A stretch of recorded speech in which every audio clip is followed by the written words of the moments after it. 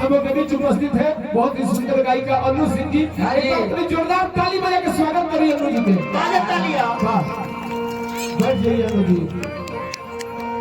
अगर वह मंच पर आ गई तो बावरी भी आज रंगीन हो जाएगी। हाँ जी।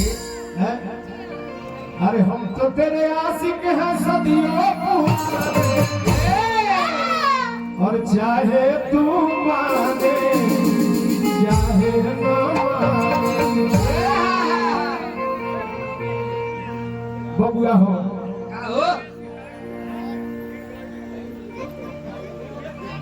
बबुआ हो अरे की ए हो कलम परदेसी हो अरे की उठता तोर तबसी हो अरे की चढ़ली जवानी हमर जरता काम न करे ऐसी हो जीजा जी। अरे तो कौन काम रहे बहरा अरे कैला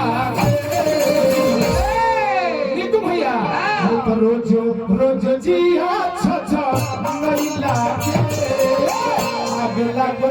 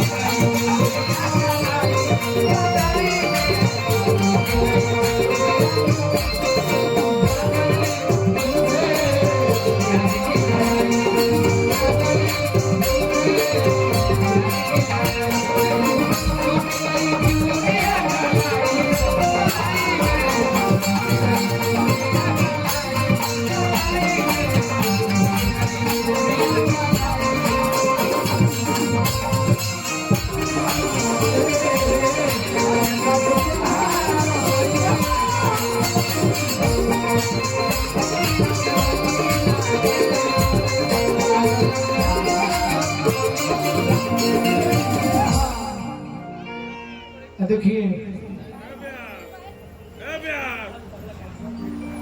हाँ जी एक गुरुआ के भोज पे के गाँव के भैया। हाँ जी भोज पे के गाय ना रहो तो गाते तेरे चल मुझे। हाँ जी ये माई हम नहीं गबो जब ले रहो गावे ना तले बैठा रहो आ ढेर जाए जाए करे तो ले जा करूँ कहीं देख ले कितना बड़ा पत्थर ले जा करूँ वही तो बैठा दे बबुआ हो। और अब ये कह दिया कि ये बबुआ नाती तुम यहाँ रोज रोज निपसा में